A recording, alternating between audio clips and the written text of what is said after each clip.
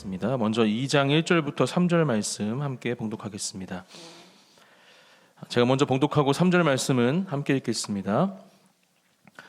내가 내 파수하는 곳에 서며 성루에 서리라. 그가 내게 무엇이라 말씀하실는지 기다리고 바라보며 나의 질문에 대하여 어떻게 대답하실는지 보리라 하였더니 여호와께서 내게 대답하여 이르시되 너는 이 묵시를 기록하여 판에 명백히 새기되 달라가면서도 읽을 수 있게 하라. 함께 읽겠습니다. 이 묵시는 정한 때가 있나니 그 종말이 속히 이르겠고 결코 거짓되지 아니하리라. 비록 더딜지라도 기다리라. 지체되지 않고 반드시 응하리라. 아멘. 우리 3장 17절부터 19절 말씀은 함께 읽으면 좋겠습니다. 3장 17절부터 19절 한 목소리로 함께 읽겠습니다. 시작.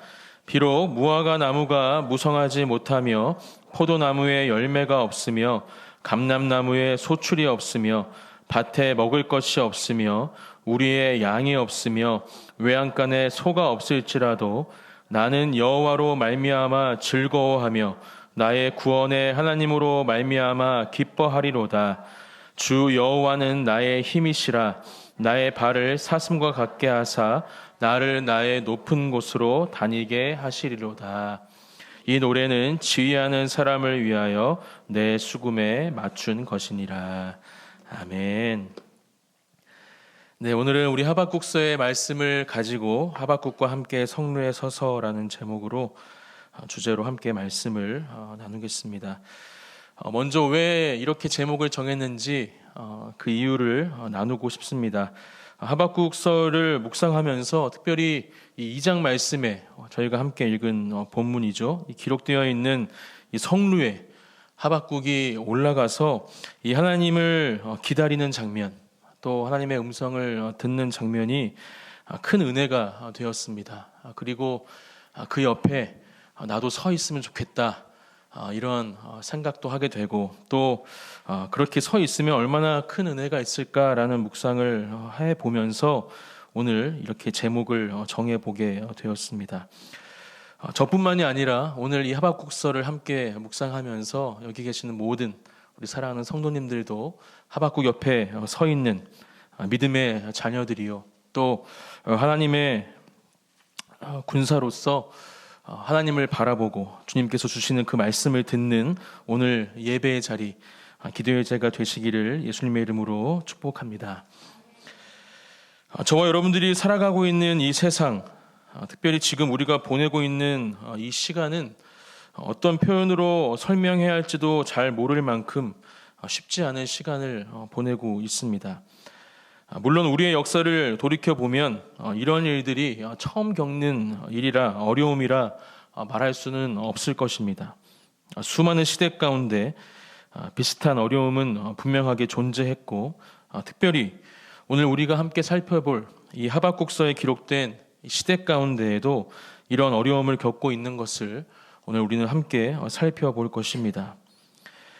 그 시대의 선지자로, 하나님의 대언자로 활동했던 하박국, 그가 하나님 앞에서 했던 이 행동들은 지금을 살아가는, 이 시대를 살아가는 우리에게, 또 비슷한 어려움을 겪고 있는 저와 여러분들에게 무엇을 할 수 있을지, 또 무엇을 해야 할지에 대한 너무나도 귀한 가르침을, 너무나도 중요한 가르침을 주고 있습니다. 하나님을 믿는 사람인 그리스도인, 또 성도인 저와 여러분들, 우리들이 지금 이 시대와 이 시간 가운데 분명히 해야 될 일이 있음을 오늘 말씀을 통해서 깨닫고 그것을 행하기로 결단하는, 또 그것을 믿음 가운데 행하는 저와 여러분들이 되시기를 다시 한번 예수님의 이름으로 축복합니다. 먼저 하박국서를 잠시 살펴보기 원합니다. 하박국의 이름의 뜻을 먼저 살펴보면 껴안는 자, 포옹하는 자, 이러한 뜻을 가진 이름을 가지고 있습니다. 또 씨름하는 자, 이런 뜻도 이 이름에 담겨 있는 것을 먼저 기억하고 함께 말씀을 나누기 원합니다. 16명의 선지자 중 한 사람이었고요. 이 하박국 책은 소예언서 중에 8번째 책으로 우리가 볼 수 있는 책입니다. 일반적인 선지서는 하나님의 메시지를 백성에게 선포하는 책으로 그 내용이 구성이 되어 있습니다. 하지만 이 하박국서는 백성들의 상황에 대해서 하나님과 더불어 대화하는, 묻고 하나님의 음성을 듣는 이러한 형식으로 기록이 되어 있는 책이 하박국서의 특징이라 볼 수 있습니다. 선지자들 중에 또 유일하게 질문한 사람으로 우리가 살펴볼 수 있습니다. 대부분의 선지자들은 하나님의 심판을 선포하고 있고 하나님의 음성을 대언하는 그 자리에 있었다면, 하박국은 하나님께 질문하고 또 하나님의 심판을 오히려 간구하는 책으로 우리가 볼 수 있음을, 또 그것이 하박국서의 특징임을 우리가 먼저 기억하고 오늘 말씀을 함께 나누기 원합니다. 시대적인 상황도 함께 먼저 나누기 원합니다. 지도를 잠깐 보여드리겠습니다. 지도를 보여주시면, 지금 지도를 보시면 지금 밑에 있는 유다 지역에서 활동하고 있었던 선지자 하박국 선지자를 우리가 볼 수 있고요. 특별히 지금 이 시대는 위에 있는 아수르 강대국이었죠.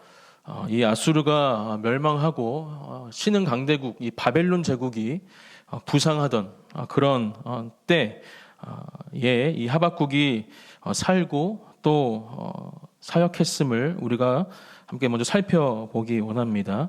이 남유다의 18대 왕이었던 여호야김의 통치 기간이라 볼 수 있습니다. BC 609년에서 598년경으로 우리가 살펴볼 수 있고요. 특별히 이 시대에 하박국이 왜 이러한 내용으로 주님 앞에 나아갔는가? 이 남유다의 백성들이 많은 악행을 거듭하고 있었기 때문입니다. 이로 인해서 하박국의 호소가 시작된 것이죠.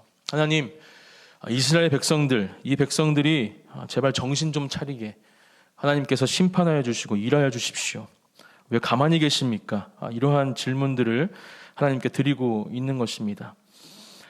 결국 오늘 이 하박국서의 내용에 기록된 것처럼 바벨론은 남유다를 침공하고 하나님의 예언과 말씀대로 이스라엘 백성들은 심판을 받게 됩니다. 이 BC 605년에 있었던 이 바벨론의 1차 침공이 이 하박국 1장 6절부터 11절에 기록된 내용임을 우리가 살펴볼 수 있습니다.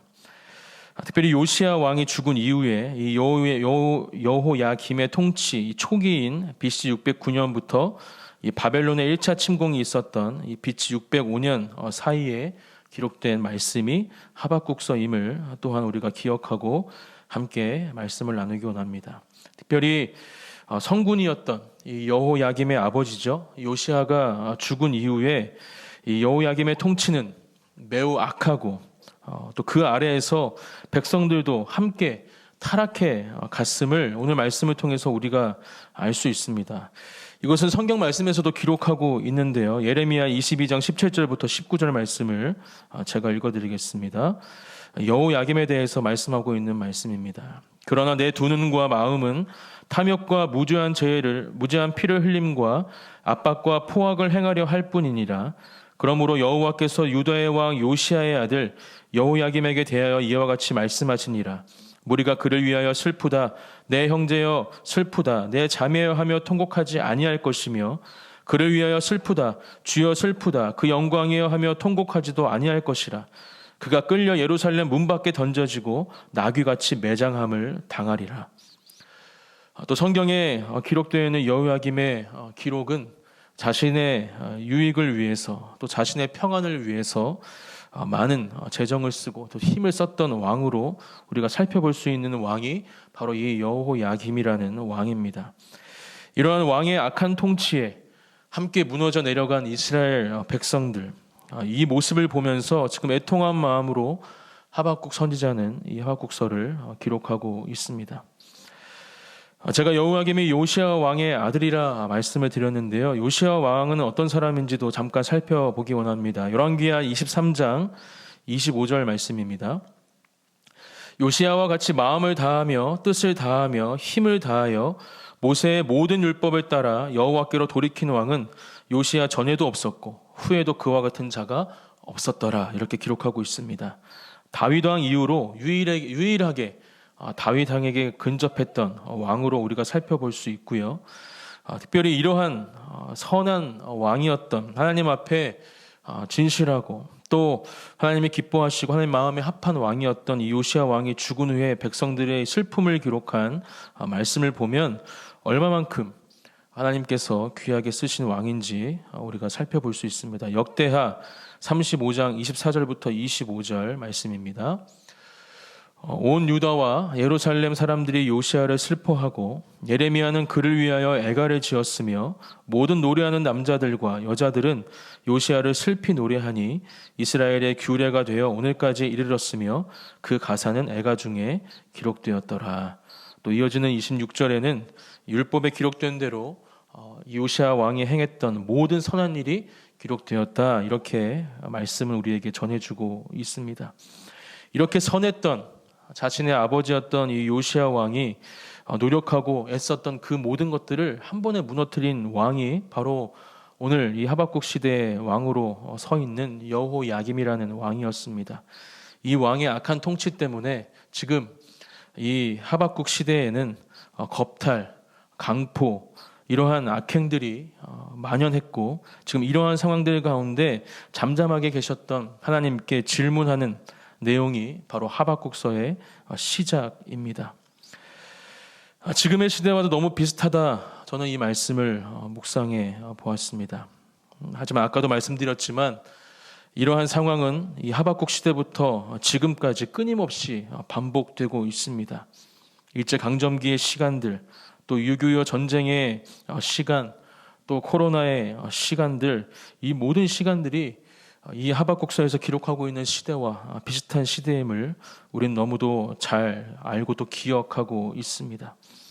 이 하박국서 1장부터 3장까지에 기록된 모든 하나님의 말씀들을 우리가 다는 살펴보지 못하지만 전체적으로 함께 살펴보면서 지금 이 시대를 살아가는 저와 여러분들이 해야 될 일이 무엇인지 함께 생각해보고 하박국이 그렇게 했던 것처럼 그의 마음이 그의 생각이 하나님 앞에서 새로워지고 온전케 되었던 것처럼 우리 모두가 해야 될 일들을 다시 한번 분명하게 깨닫고 믿음 가운데 그것들을 행하며 살아가기로 결단하는 또 그렇게 살아가는 오늘 이 기도의 자리가 되어지기를 예수님의 이름으로 축복합니다. 첫 번째 우리가 하박국을 통해서 배울 수 있는 우리가 해야 할 일은 호소하는 것입니다. 하나님께 질문하는 것입니다. 두 가지의 질문이 호소가 기록이 되어 있습니다. 첫 번째는 왜 유다 백성들의 죄를 간과하고 계십니까? 왜 가만히 계십니까? 라는 것이 하박국의 첫 번째 호소였습니다. 두 번째는 왜 유다보다 악한 바벨론을 들어서 유다의 죄를 심판하려 하십니까? 라는 호소였습니다. 첫 번째 호소는 하박국서 1장 1절부터 2절에 기록이 되어 있죠. 다시 한번 이 말씀을 함께 읽겠습니다. 시작. 선지자 하박국이 묵시로 받은 경고라. 여호와여, 내가 부르짖어도 주께서 듣지 아니하시니 어느 때까지리이까? 내가 강포로 말미암아 외쳐도 주께서 구원하지 아니하시나이다. 네, 이렇게 유다들의 백성들이 너무나 패역한 죄악들을 행하고 있고 그 악함 가운데 거함에도 불구하고 왜 하나님 내가 그렇게 부르짖어도 듣지 아니하십니까? 라는 질문과 호소가 첫 번째 질문입니다. 그러한 질문 가운데 하나님은 답하시죠. 내가 이 바벨론이라는 나라를 들어서 이스라엘 백성들을 심판할 것이다. 그 답을 들은 하박국의 두 번째 호소가 1장 12절부터 14절까지 말씀입니다. 함께 한 번 더 말씀을 같이 읽겠습니다. 시작. 선지자가 이르되 여호와 나의 하나님 나의 거룩한 이시여 주께서는 만세 전부터 계시지 아니하시니까 우리가 사망에 이르지 아니하리이다. 여호와여 주께서 심판하기 위하여 그들을 두셨나이다. 반석이시여 주께서 경계하기 위하여 그들을 세우셨나이다. 주께서는 눈이 정결하심으로 악을 참아보지 못하시며 패역을 참아보지 못하시거늘 어찌하여 거짓된 자들을 방관하시며 악인이 자기보다 의로운 사람을 삼키는데도 잠잠하시나이까? 주께서 어찌하여 사람을 바다의 고기 같게 하시며 다스리는 자 없는 벌레 같게 하시나이까? 아멘. 이렇게 질문하며 호소하고 있는 하박국의 모습을 볼 수 있습니다. 우리가 이 두 번의 하박국의 호소를 통해서 깨달아야 할 것은 우리도 하나님 앞에 묻고 있는가, 질문하고 있는가 스스로 이 시간 점검해 보고 질문해 보아야 한다라는 것입니다. 생각해 보면 너무나 많은 경우에 하나님께 묻지 않고 우리의 생각과 또 우리의 기준대로, 우리의 방법대로 그렇게 스스로 결정하며 이 땅을 살아갈 때가 참 많이 있음을 저도 말씀을 통해서 다시 한번 깨닫게 되었습니다. 여러분들은 어떠십니까? 모든 상황 가운데 우리에게 주어지는 모든 문제들과 상황 가운데 우리는 하나님께 묻고 있습니까?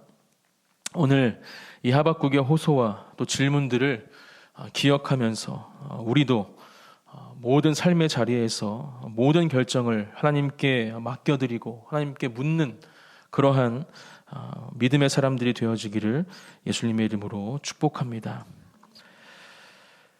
제가 이미지 하나를 준비했는데요. 보여주시겠어요? WWJD라는 약자입니다. What would Jesus do라는 문장을 줄여놓은 약자인데요. 하나의 운동으로 우리가 볼 수 있는 약자입니다. 제가 이 약자의 탄생의 내용을 조금 전해드리겠습니다. 어느 주일날 많은 사람들이 교회로 모여들었습니다. 이 교회는 그 도시에서 제일 큰 이 레이몬드 제2교회라는 이름을 가진 교회였습니다. 교인들은 모두 점잖고 깨끗하고 고상해 보이는 사람들이었습니다. 또 부자도 많았고 높은 지위에 있는 사람도 많았습니다. 예배가 시작이 되었고 성가대의 은혜로운 찬양도 근사했습니다. 드디어 담임 목사인 맥스웰 목사님이 설교를 시작했습니다. 목사님은 열정적으로 설교를 하셨고 성도들도 이 목사님의 설교에 열심히 귀를 기울였습니다. 설교가 끝나자 사람들은 찬송을 부르기 위해서 조용히 찬송가를 펼쳤는데 바로 그때였습니다. 잠깐만요. 저 뒤 구석에서 어떤 남자의 목소리가 들렸습니다. 사람들은 모두 소리나는 쪽을 향해서 고개를 돌렸습니다. 그러자 삐쩍 마른 몸에 얼굴이 창백한 사나이가 일어나 있는 것을 보게 되었습니다. 그리고 곧 쓰러질 듯이 비틀거리면서 앞으로 그 남자가 걸어 나왔습니다. 이 예배가 끝나기 전에 꼭 드릴 말씀이 있습니다. 너무 놀란 목사님과 성도들은 그냥 바라만 보고 있었습니다. 그 남자는 말을 이었습니다. 저는 오래전에 직장을 잃었습니다. 아내는 넉 달 전에 약 한 번 쓰지 못하고 병으로 죽었습니다. 하나 있는 딸은 제가 기를 수 없어서 고아원에 잠시 맡겼습니다. 저는 며칠 전부터 일자리를 얻기 위해 많은 사람들을 찾아갔습니다. 하지만 저를 거들떠보는 사람은 아무도 없더군요. 오직 목사님만이 다른 곳에 가서 일자리를 알아보라고 말씀해 주셨습니다. 여러분 모두 부유하고 행복해 보이시네요. 하지만 저를 도와주는 사람은 어디에도 없습니다. 그러면서도 모두들 교회에 와서 열심히 예배를 드리고 계시는군요. 오해하지 마십시오. 저는 여러분을 원망할 생각은 조금도 없습니다. 하지만 꼭 한 가지 알고 싶은 것이 있어서 제가 이렇게 일어선 것입니다. 사나이는 목이 마른 듯 입술에 침을 묻히더니 다시 말을 이었습니다. 아까 목사님께서 예수님을 따른다는 것에 대해서 말씀하셨습니다. 그렇다면 예수님을 따른다는 것이 좋은 옷을 입고 주일마다 교회에 나와 예배를 드리는 것인가요? 진정 그것이 예수님을 따르는 길입니까? 사나이는 갑자기 숨을 몰아쉬더니 가슴을 움켜쥐며 그 자리에 쓰러지고 말았습니다. 쓰러진 사나이의 주위로 많은 사람이 몰려들었고 맥스웰 목사님은 그 사람을 업고 자기 집으로 데리고 갔습니다. 목사님은 밤을 새워서 정성껏 이 남자를 간호했지만 사나이는 기운을 차리지 못했습니다. 그는 목사님을 바라보며 조용히 말했습니다. 목사님 정말 감사했습니다. 저 같은 것을 이렇게 돌봐주셔서 꼭 예수님이 옆에 계신 것 같아요. 그리고는 그만 숨을 거두었습니다. 다음날 주일 아침 맥스웰 목사님은 강단에 서서 교인들에게 이렇게 말했습니다. 여러분, 지난주에 우리 교회에 나타났던 그 사람은 어제 새벽에 소천하였습니다.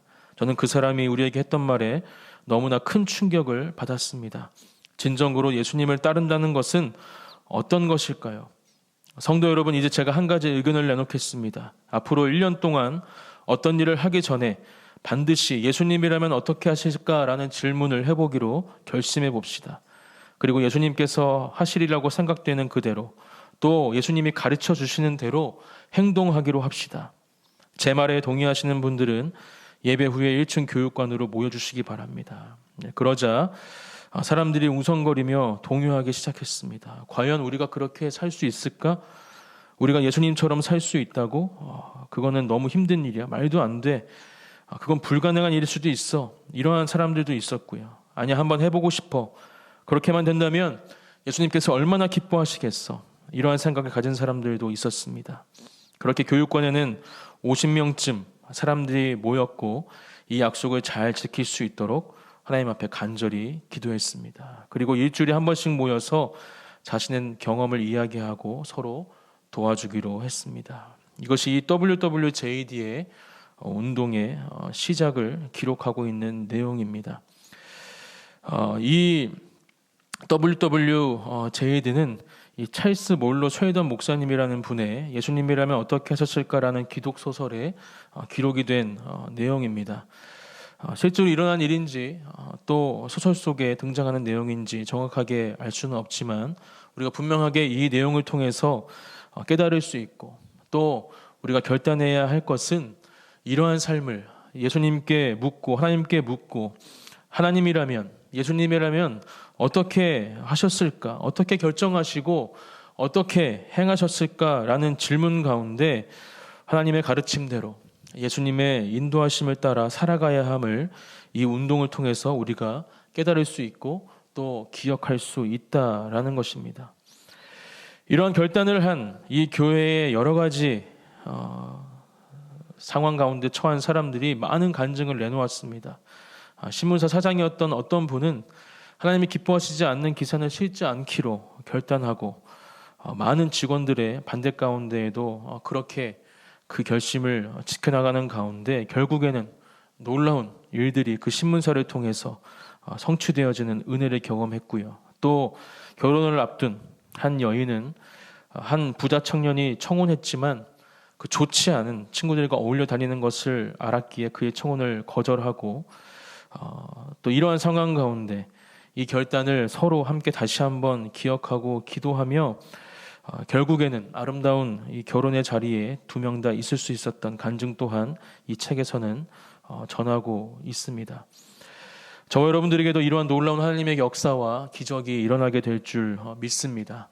우리가 어떤 일을 행하든 어디에 있든 어디를 가든 무엇을 하든지 간에 예수님이라면 어떻게 하셨을까? 하나님께서 말씀해 주십시오. 가르쳐 주십시오.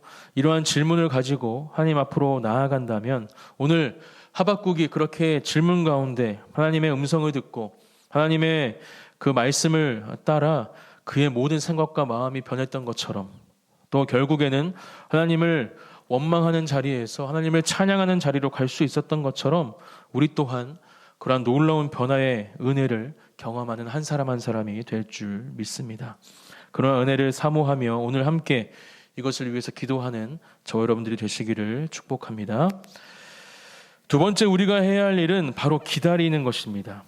하박국의 기다림이 오늘 함께 읽은 본문 2장 1절에 기록이 되어 있습니다. 제가 다시 한번 읽어드리겠습니다. 내가 파수하는 곳에 서며 성루에 서리라. 그가 내게 무엇이라 말씀하실는지 기다리고 바라보며 나의 질문에 대하여 어떻게 대답하실는지 보리라 하였더니 이렇게 기록을 하고 있죠. 우리는 먼저 하박국의 또 다른 기다림, 1장에 기록된 기다림에 대해서 다시 한번 살펴봐야 합니다. 계속해서 부르짖었다 이렇게 고백하고 있는데요. 이것은 히브리어 이 샤바라는 단어입니다. 구약 전체에 24번 정도 기록이 되어 있고 그중 20번이 욥기서에 기록된 단어입니다. 고통과 재앙 속에서 하나님의 도움을 구하며 부르짖는 것, 이것이 이 단어가 가진 뜻이고 지금 이러한 부르짖음을 하나님께 드렸다라고 하박국은 고백하고 있습니다. 특별히 우리가 주목해야 할 것은 부르짖어도라는 이 완료형이 쓰여진 부분이고 특별히 그 뒤에 있는 외쳐도 계속해서 외치고 있는 이 진행형의 표현을 주목해 볼 필요가 있습니다. 부르짖었지만 하나님은 듣지 않으셨고 계속해서 외치는 중에도 하나님은 나에게 말씀해 주시지 않았다. 이러한 기다림 속에는 하박국의 원망과 또 불평이 들어가 있음을 우리가 살펴볼 수 있습니다. 강포와 폭행, 또 도덕적이고 윤리적이지 않은 율법적인 불의가 계속되는 이 상황 가운데 하박국은 지쳐 있었고 이러한 기다림 속에서 지금 하나님을 찾고 있는 것입니다. 그렇다면 왜 하나님은 이런 하박국의 부르짖음과 또 외침 가운데 침묵하셨을까요? 하나님은 우리가 물을 때 즉각적으로 응답하실 때도 있지만 침묵하실 때도 분명히 있습니다. 그리고 그 침묵에는 반드시 이유가 있음을 우리는 기억해야 합니다. 왜 하나님께서는 침묵하실까? 우리는 역사를 통해서 이 이유를 배울 수 있습니다. 하나님은 자신의 목적을 달성하기 위해서 온갖 이상하고 예기치 못한 도구들을 사용하십니다. 오늘 이 하박국서에 기록된 하나님의 예언 말씀도 그렇죠. 바벨론을 들어서 내가 이스라엘 백성들을 심판하고 멸망하고 또 네가 원하는 그러한 일들을 행하겠다 이렇게 말씀하십니다. 또 초대교회 로마, 또 세계대전 당시에 독일 나치와 히틀러, 일제강점기 때 일본, 또 공산주의를 이끌고 있는 그 나라들, 이러한 도구들은 오늘날 교회와 우리들의 개인의 삶 속에 얼마든지 볼 수 있는 하나님의 도구들임을 우리는 먼저 기억해야 합니다. 왜 그러한 도구들을 들어서 침묵하시며 고통과 고난의 길로 하나님의 사람들을 이끌고 계실까?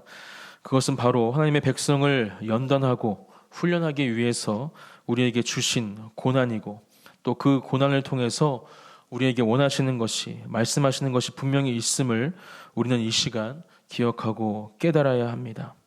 그리고 또한 우리가 분명하게 기억해야 할 것, 도구로서의 용도가 끝나면 하나님께서는 그 도구를 폐기 처분시키시는 것을 우리가 오늘 하박국서의 말씀을 통해서도 분명히 알 수 있습니다. 이것이 하나님의 방법입니다. 그렇지만 이러한 방법 가운데, 하나님의 일하심 가운데 우리가 다시 한번 우리의 마음을 새롭게 해야 되는 것은 이 하박국서 2장의 기다림으로 우리가 변하여져야 함을 기억하는 것입니다. 이 하박국서 2장의 기다림을 보면 전혀 다른 단어를 쓰고 있는 것을 볼 수 있습니다. 히브리어 이 짜페라는 단어를 쓰고 있고요. 이 단어의 뜻은 소망을 근거로 한 기다림으로 우리가 해석해 볼 수 있습니다. 원망과 불평 가운데 하나님을 기다렸던 이 하박국이 어떻게 이 소망을 근거로 한 기다림의 마음으로 변화될 수 있었을까? 하나님께 묻고 또 하나님의 그 음성을 듣는 가운데 그 하나님의 마음을, 하나님의 그 사랑과 하나님의 선하신 계획을 이 하박국은 깨닫고 또 전해받을 수 있었던 것입니다. 그렇기 때문에 하박국은 하나님의 그 말씀을 듣고 그 마음을 전달받고 성루에 올라가서 지금 이 소망을 근거로 한 기다림으로 주님 앞에 서 있는 것이죠. 찰스 코우만 여사라는 사람이 있습니다. 이분은 번데기가 나방이 되는 과정을 1년 이상 관찰한 분입니다. 이 작은 누유의 구멍에서 번데기가 나오기 위해서 이 몸부림치는 것을 관찰하는데 가만히 보니까 이 구멍이 너무 작다라고 이분은 판단을 했습니다. 구멍이 좀 크면 좋겠는데 구멍이 너무 작아서 조금만 크면 잘 나올 것 같은데 이 구멍이 작으니 작은 구멍으로 나오기 위해서 이 번데기가 몸부림치는 것을 보고 너무 안타까웠던 것이죠. 잘 안 되고 또 힘들어하는 그 번데기를 도와주려고 지금 이 코우만 여사는 결단을 하게 됩니다. 그래서 보다 못해 이 작은 구멍을 가위로 찢어서 커지게 만들었습니다. 찢어서 구멍을 넓혀 놓은 것이죠. 그 순간 이 번데기가 쉽게 구멍을 통해서 나왔습니다. 그런데 놀라운 사실이 드러납니다. 구멍이 커져서 번데기가 쉽게 나오는 것까지는 좋았는데 이 나방이 날지를 못하는 겁니다. 나방이 되어서 날아가는데 전혀 힘을 쓰지 못하다라는 것입니다. 코우만 여사는 여기서 중요한 것을 배웠습니다. 나방이 되어서 날아가는 힘은 어디서 생기는가? 저 작은 구멍에서 나오기 위한 몸부림, 거기에 바로 핵심이 있다. 그걸 보면서 구멍을 넓힐 일이 아니다. 끝까지 보고 기다려야 되는 것이다. 그래야 나방이 날 수 있다. 나방이 날지 못하면 이건 나방이 아니다 라는 결론을 지었다고 합니다.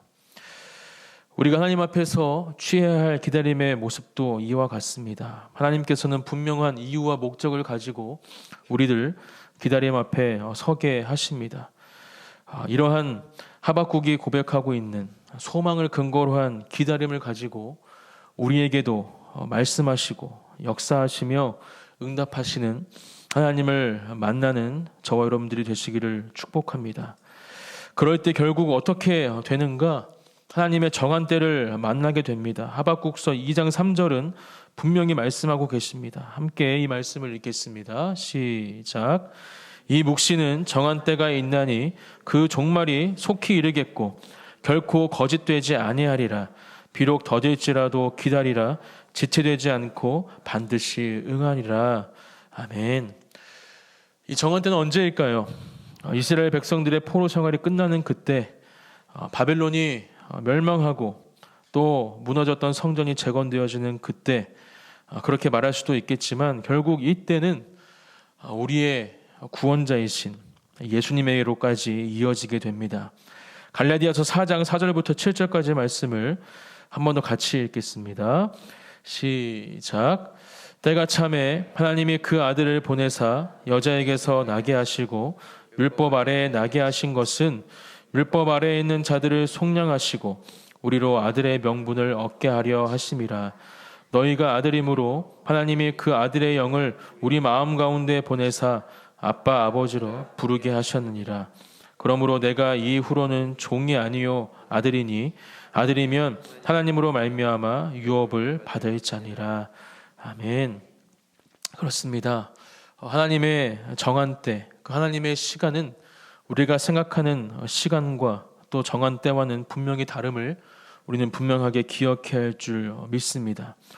그렇게 하나님의 때를 기다리는 저와 여러분들이 되시기를 소망합니다. 하나님은 지금도 살아계시고 또 일하고 계심을 우리가 분명하게 기억하고 우리가 주님 앞에 나와 호소하고 외치며 질문하는 가운데, 그렇게 부르짖음으로 주님 앞에 서서 하나님을 찾는 가운데 우리에게 말씀해 주십니다. 내가 정한 때에 내가 분명히 일하고 또 그 응답을 응하리라 우리에게도 말씀해 주십니다.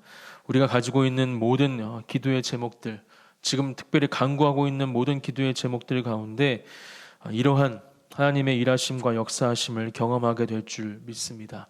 하나님의 정하신 때를 우리는 잠잠히 기다리며 성루에 서서 그렇게 하나님의 그 음성과 말씀을 일하심을 기다렸던 하박국처럼 주님 앞으로 나아가는 저와 여러분들이 되시기를 축복합니다. 세 번째 우리가 해야 할 일, 이러한 기다림과 이어져 있는 하박국의 가르침입니다. 바로 바라보는 것입니다. 하박국은 지금 성루에 올라가 있습니다. 여러분, 성루는 어디입니까? 이 나라를 둘러싸고 있던 성벽의 가장 높은 곳입니다. 그 성을 지키는 청지기가 올라가서 지금 어떠한 일들이 벌어지고 있는지, 또 적군은 어떠한 상황 가운데 있는지 눈으로 볼 수 있는 자리가 바로 성루입니다. 성루에서 무엇을 해야 하나, 적군이 어떻게 움직이고 있는지 정확하게 파악을 해야 하고, 또 그 상황 가운데 우리가 준비해야 될 것이 무엇인지 정확하게 판단해서 그것을 준비하는 것이 바로 이 성루에 서 있는 사람이 해야 할 역할인 줄 믿습니다. 우리가 믿음의 자리에서 오늘 이 하박국의 말씀을 묵상하는 가운데 우리가 이 올라가야 할 성루에 대해서 함께 생각해 보기 원합니다. 이 성루의 영어 표현은 와치타워라는 표현을 뜻을 가지고 있습니다. 그렇습니다. 우리는 하나님을 볼 수 있는 곳으로 가야 합니다. 그곳에서 하나님의 음성을, 하나님의 그 말씀을 들을 수 있음을 우리는 이 말씀을 통해서 기억해야 할 줄 믿습니다. 그렇기 때문에 우리는 성루에 올라가 하나님을 바라봐야 하고 그 가운데 우리에게 주시는 하나님의 말씀과 은성을 들어야 할 줄 믿습니다. 그렇다면 성루가 어디일까? 우리가 올라가야 하는 성루가 어디일까? 저는 우리가 가야 할 모든 예배의 자리, 기도의 자리, 또 말씀의 자리, 찬양의 자리가 우리가 올라가야 할 성루라 이 말씀을 통해서 묵상해 보았습니다. 시편 123편 1절부터 2절 말씀을 함께 읽겠습니다. 시작. 하늘에 계시는 주여, 내가 눈을 들어 주께 향하나이다. 장전의 손을 바라보는 종들의 눈같이, 여주인의 손을 바라보는 여종의 눈같이 우리의 눈이 여호와 우리 하나님을 바라보며 우리에게 은혜 베풀어 주시기를 기다리나이다. 아멘. 이 시간 우리의 눈을 들어 하나님을 바라보기 원합니다. 특별히 우리가 올라가야 할 그 성루에서 우리의 시선이 하나님께로 향하는 저와 여러분들이 되시기를 축복합니다. 그렇게 하나님을 바라볼 때 내가 속해 있는 모든 것도 바라볼 수 있는 눈을 가질 수 있습니다. 우리의 가정, 또 우리의 직장, 우리의 학교, 우리 교회와 이 나라 민족과 열방, 이 모든 곳에 하나님의 시선이 있음을 우리 또한 바라볼 수 있게 되는 것이죠. 그리고 그렇게 하나님의 시선이 있는 곳에, 그렇게 하나님의 시선이 향한 곳에 우리의 시선 또한 있다면, 향한다면 우리의 마음이 그곳을 향할 수 있는 것입니다. 그럴 때 우리는 하나님의 음성을 들을 수 있고 그 뜻을 따라 살아갈 수 있는 사람들임을 이 시간 분명하게 기억하고, 그렇게 우리가 갈 수 있는, 우리가 가야 할 그 성루로 올라가기를 소망합니다.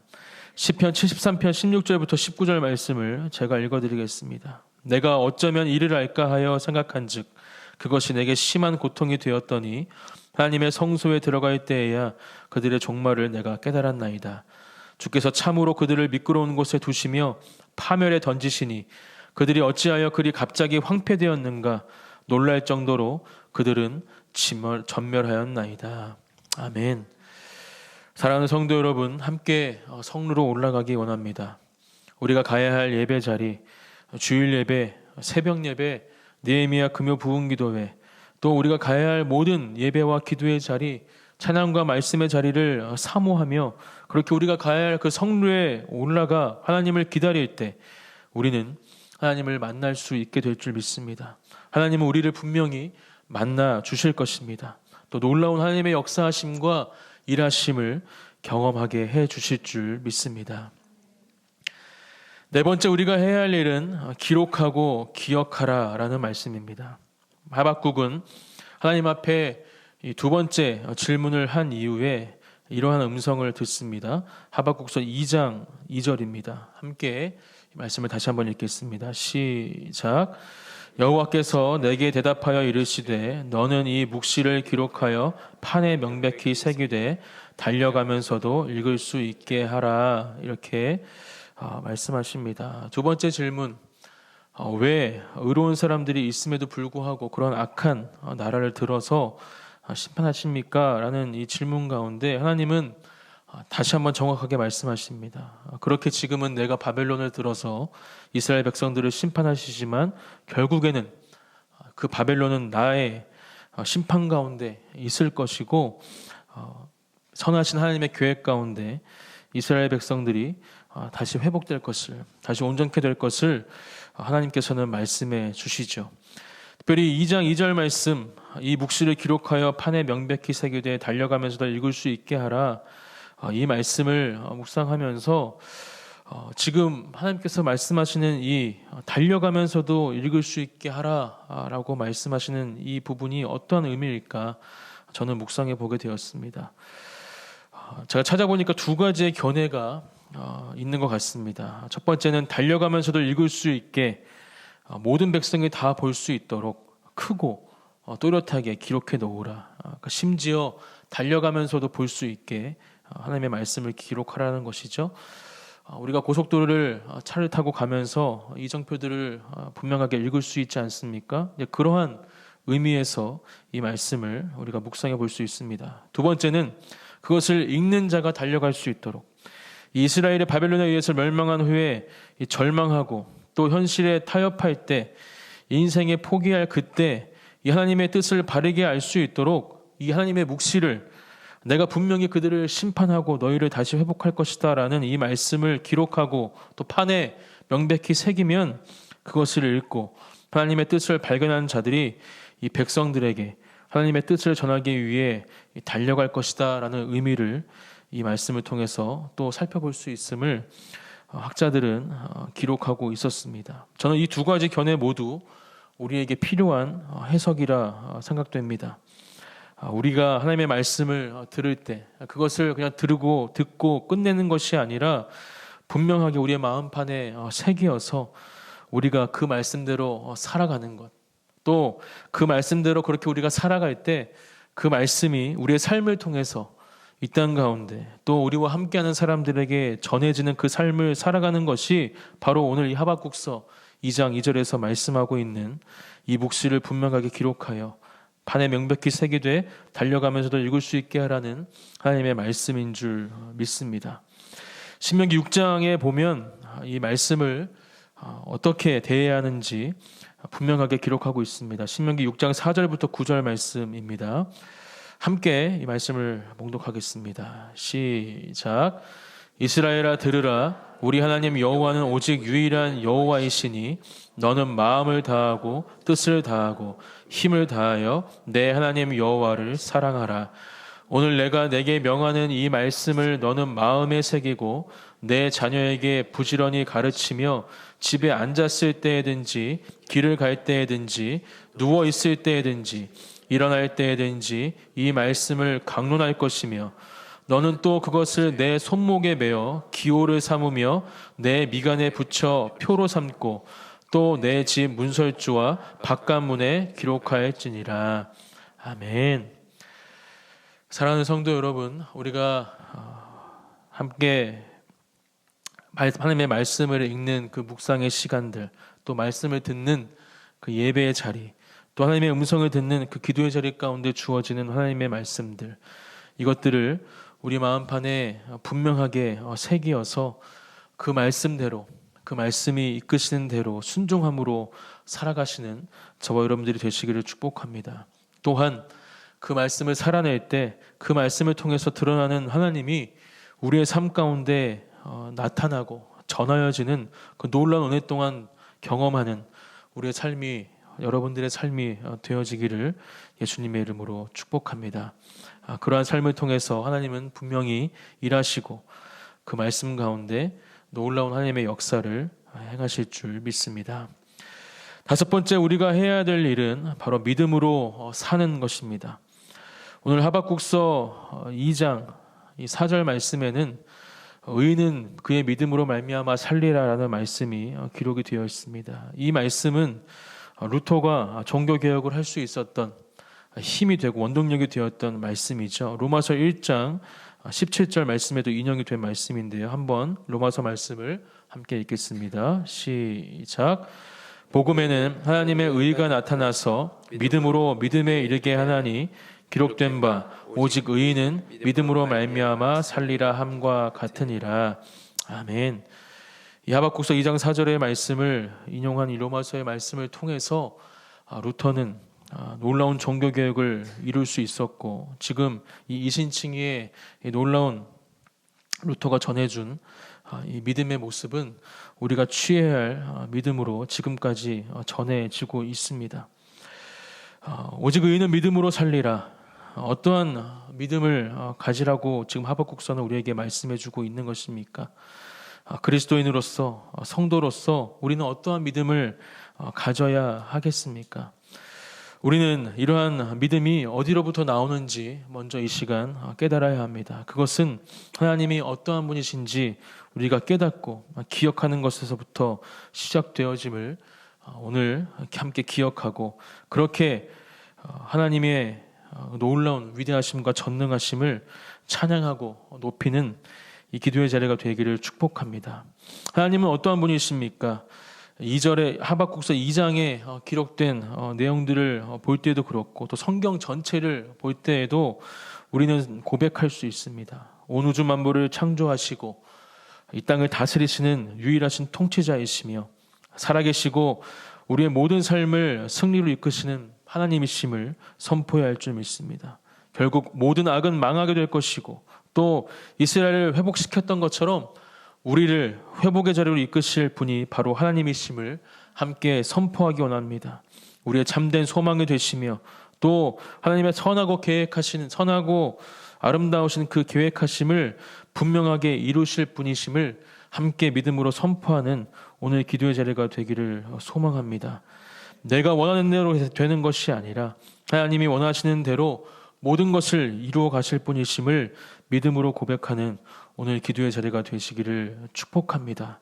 이러한 고백으로 하나님을 향한 찬양과 믿음의 선포로 우리가 나아가는 것이 바로 의인이 취해야 할 믿음임을 이 시간 기억하고, 그러한 믿음을 가지고 살아갈 때 우리는 결국 이 하박국 2장에 기록된 것처럼 바벨론의 결말, 모든 악한 것들의 종말을 보게 될 것입니다.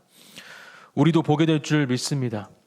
하나님께서도 지금 이 상황 가운데 분명히 우리와 함께하고 계시고, 또 살아계신 하나님께서 하나님의 방법으로 모든 것을 끝내시고 새롭게 하실 줄 믿습니다. 결국 나타나고 드러나게 되는 것은 하나님의 영광과 살아계심임을 우리가 선포하며 그렇게 일하실 주님을 바라보는 오늘 기도의 자리가 되기를 축복합니다. 결국 이러한 내용을 결론 지으며 하박국 2장 14절은 이렇게 선포합니다. 이는 물이 바다를 덮음같이 여호와의 영광을 인정하는 것이 세상에 가득함이니라. 이 놀라운 역사가, 이 놀라운 하나님의 일하심이, 이 결론이 우리에게도 주어질 줄 믿습니다. 제가 영어 문장 하나를 준비했습니다. 네, 한번 읽어보시겠어요? 어떻게 읽으실 수 있겠습니까? 네, 역시 우리 그 안에 진리교회 성도님들은 믿음의 사람들이십니다. 믿음이 없는 사람들은 이것을 어떻게 읽느냐? 한번 보여주시겠어요? God is nowhere 이렇게 읽습니다. 하나님은 어디에도 안 계신다.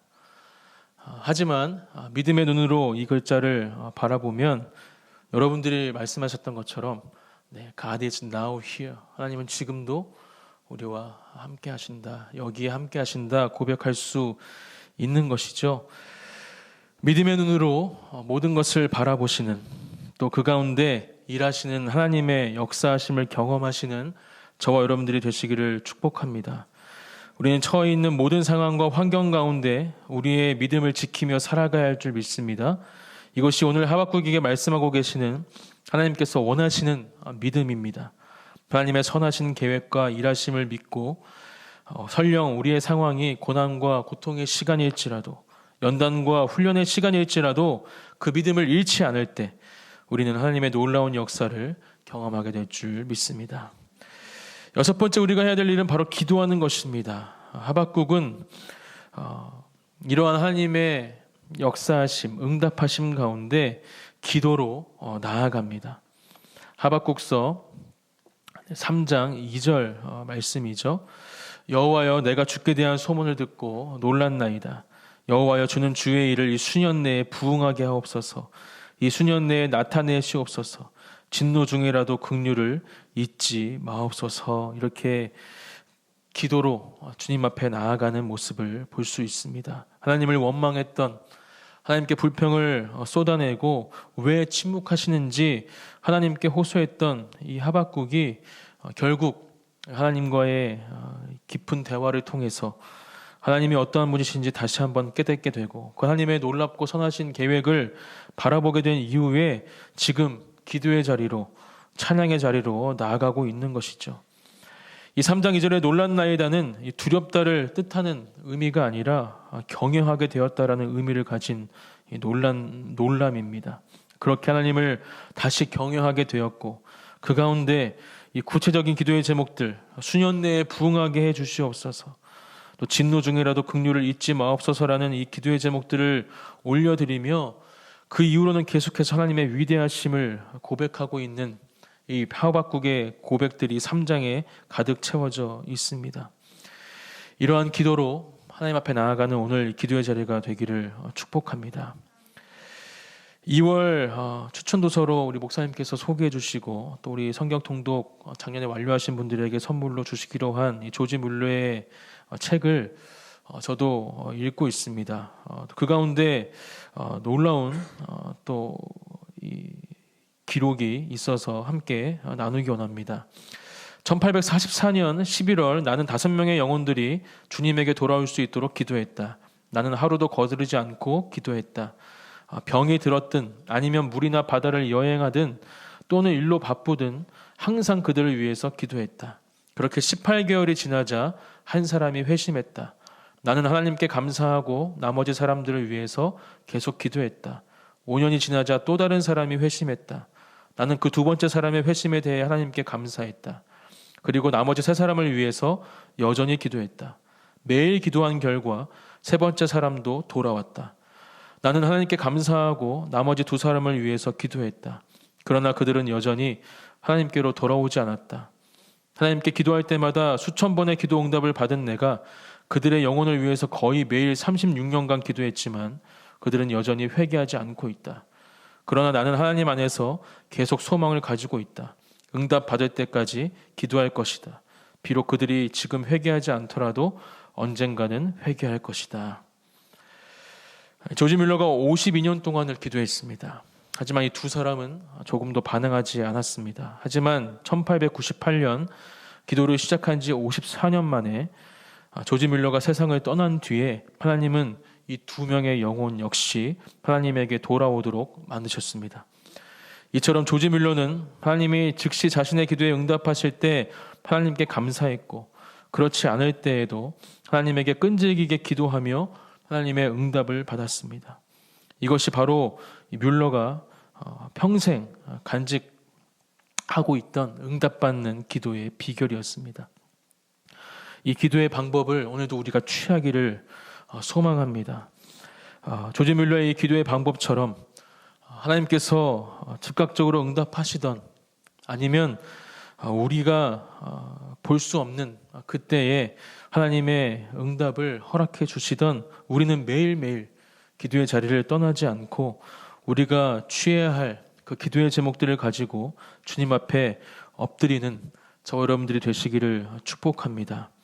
우리는 하나님께서 과연 이 기도를 들어주실까? 이렇게 오랜 시간이 지났음에도 내 기도를 듣고 계실 것인가? 이러한 질문과 낙심 가운데 기도의 자리로 나아가지 않는, 기도의 자리를 포기하는 죄를 범할 때가 참 많이 있습니다. 사랑하는 성도 여러분, 우리의 기도를 분명하게 들으시고 그 하나님이 정한 때에 하나님께서 계획하신 그때에 그 기도의 제목들을 분명하게 응답하실 것이라는 믿음으로 주님 앞에 기도하며 이 시간 하나님 앞에 서는 우리 모두가 되어지기를 소망합니다.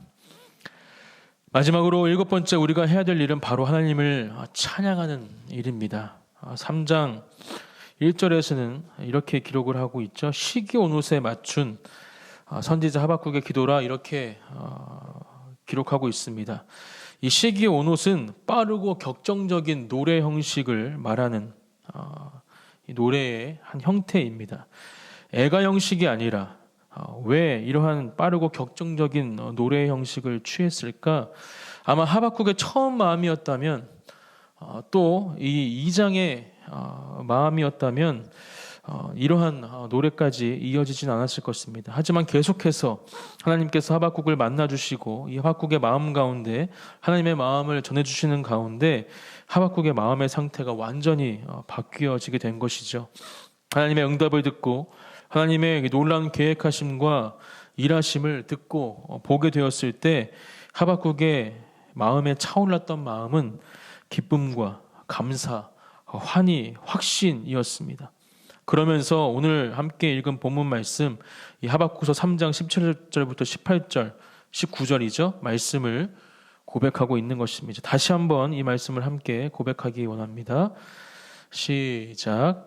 비록 무화과 나무가 무성하지 못하며 포도나무에 열매가 없으며 감람나무에 소출이 없으며 밭에 먹을 것이 없으며 우리의 양이 없으며 외양간에 소가 없을지라도 나는 여호와로 말미암아 즐거워하며 나의 구원의 하나님으로 말미암아 기뻐하리로다. 주 여호와는 나의 힘이시라. 나의 발을 사슴과 같게 하사 나를 나의 높은 곳으로 다니게 하시리로다. 이 노래는 지혜하는 사람을 위하여 내 수금에 맞추는 것이니라. 아멘. 과연 우리는 하박국처럼 모든 상황 가운데에서 어떠한 상황 가운데에도 여호와로 말미암아 즐거워하고 기뻐할 수 있는가? 욥과 같은 상황이 우리에게 주어진다 할지라도 정말 오직 하나님으로 인해서 즐거워하고 기뻐할 수 있는가? 상상할 수 없었던 고통과 고난이 내 삶에 찾아올 때, 또 죽음이 내 앞에 있을 그때에도 오직 하나님으로 인해서 즐거워하고 기뻐할 수 있는가 질문해 봐야 합니다. 저에게도 계속 물어봤습니다. 하지만 대답하기가 참 쉽지 않았습니다. 너무나 부끄럽게도 예, 주님으로 인해서 즐거워할 수 있겠습니다라는 대답이 쉽게 나오지 않았습니다. 하지만 우리는 그렇기 때문에 기도해야 할 줄 믿습니다. 또 그렇기 때문에 주님 앞으로 나아가야 할 줄 믿습니다. 하나님, 제가 어떠한 상황 가운데에도 모든 상황 가운데 그렇게 오직 주님으로 인해서 기뻐하고 즐거워할 수 있는 사람이 되게 하여 주시옵소서.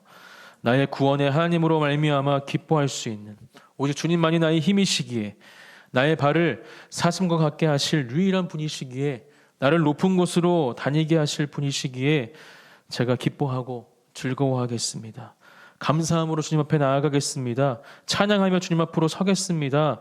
이렇게 결단할 수 있도록 오늘 주님 기도의 자리 가운데 주님 우리에게 힘을 주시옵소서. 하나님의 은혜와 사랑을 더하여 주시옵소서. 함께 주님 앞으로 나아가는 저 여러분들이 되시기를 축복합니다. 그렇게 찬양하며 하나님 앞으로 나아갈 때 우리는 우리의 생각과는 전혀 다른 놀라운 하나님의 역사하심을 경험하게 될 줄 믿습니다. 말씀 그대로 이 하박국의 고백 그대로 슬픔과 애통의 자리에서 기쁨과 감사의 자리로 바뀌어지는 그 놀라운 은혜를 경험하는 우리의 삶이 될 줄 믿습니다. 이제 말씀을 정리하겠습니다. 하박국은 이 시대를 살아가는 우리에게 비슷한 시대를 살아갔던 한 사람이자 선지자로서 하나님께로 나아가는 길을 인도해주는 귀한 길잡이가 되어주고 있습니다. 오늘 우리에게 가르쳐준 7가지의 이 행동 지침, 호소하고 질문하는 것, 기다리는 것, 성루에 올라가 하나님을 바라보는 것, 또 하나님의 말씀을 기록하고 기억하는 것, 오직 믿음으로 살아가는 것, 또한 기도하는 것, 찬양하는 것, 이 놀라운 하나님의 가르침들을 우리가 매일매일의 삶의 체크리스트로 삼고 그것들을 행하며 주님 앞으로 나아가는 저와 여러분들이 되면 좋겠습니다. 항상 질문하십시오. 오늘 내가 하나님 앞에 질문하였는가? 하나님 앞에 기다리는 시간이 있었는가? 하나님을 바라보는 시간이 있었는가? 하나님의 말씀을 나는 기록하고 기억하고 있는가? 믿음으로 이 하루를 살아냈는가? 나는 기도의 자리로 나아갔는가? 나는 하나님을 찬양하였는가? 함께 기도하며 주님 앞으로 나아가겠습니다.